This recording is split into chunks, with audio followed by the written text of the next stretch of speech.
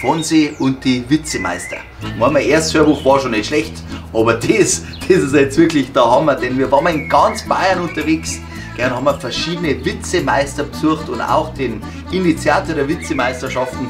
Und ich kann nur sagen, das ist die Creme de la Creme des Witzeerzählens. Ja, wir waren mal beim Harry Meyer. Da sagt er, wer hätte sonst der Papst als Chauffeur? Wir waren mal beim Sigi Sandner. Lieber schwul wäre gar nicht geil. Wir waren mal beim Fink Flo. Aber das zahlt ja nicht jeder. Und wir waren mal auch noch Schreit sie bei nicht. Markus Fisch. Frosch ohne Beine, taub. Lauter Granaten, ich sag's euch gut, dass es ein Hörbuch ist, weil sonst hättet ihr gesehen, dass ich in die Hosen bisselt habe vor lauter Lachen. Dann geht er wieder weiter, dann trifft er wieder einen Bergbauern und sagt, ich habe so schöne grüne Wiesen hier, aber eins stört mich. Und zwar diese Kuhfladen, die da rumliegen auf der Wiese. So schöne grüne Wiese und die Kuhfladen, ja, sagt der Bauer, das war immer schon so und da kann man auch nichts machen. Ja, aber man könnte doch den Kühen einen Sack zwischen die Beine binden. Ja, sagt der Bauer, das nützt überhaupt nichts, ich habe schon seit 60 Jahren zwischen die Beine und scheiß heute noch daneben.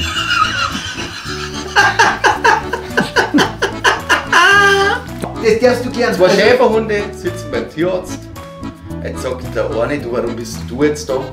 Hat er gesagt, du stell dir vor, der Postbote ungefragt geht er zu uns in den Hof rein. Okay, hat nicht gelitten, nicht geklopft, jetzt habe ich ihn angefallen und habe ihm einen Arm abgebissen. Dann sagt der andere, und jetzt sagt er, jetzt bin ich eingeschläfert. Oh, der sagt, das ist aber scheiße. Ich sage, ja, das kannst du auch sagen. Sagt er, warum bist denn du da? Dann hat er gesagt, du stell dir vor, meine Frauli macht daheim in der Küche Kuchen, okay, beigt sie so vieri, möchte reinschieben ins Ofenrohr und jetzt hat es gerade so ein kurzes Reckerl gehabt und nicht viel drunter. Jetzt habe ich das von hinten gesehen, bin ich aufgekupft, habe mich eingereiht und dann ist es zur Sache gegangen. Sagt er, oh, leck mir Marsch. Sagt er, wirst du auch eingeschläfert, oder? Sagt er, nein, wir werden bloß Nagel geschnitten. FSK 18, der darf ja sein. Wo sie 2 Jahre Regensburg-Fans treffen und der eine sagt, du, ich habe mir jetzt einen Hund geschafft, der ist brutal. Sagt er, warum ist der brutal? Sagt er, wenn der Regensburg ein Tor schießt, dann wackelt er mit dem Schwanz. Und wenn der Regensburg gewinnt, dann macht er Männchen. Sagt er, das ist super. Und wenn der Regensburg verliert, dann macht er ein Salto. Ja, wie vorwärts oder rückwärts? Ja, wie ihn halt trifft. Ich würde sagen, schlagt's zu, mich freut's narrisch, dass ihr mich unterstützt in der Zeit. Jetzt kurz draufklicken und schon könnt ihr in wenigen Momenten das Hörbuch anhören mit einem Freund oder Loa oder mit der Family.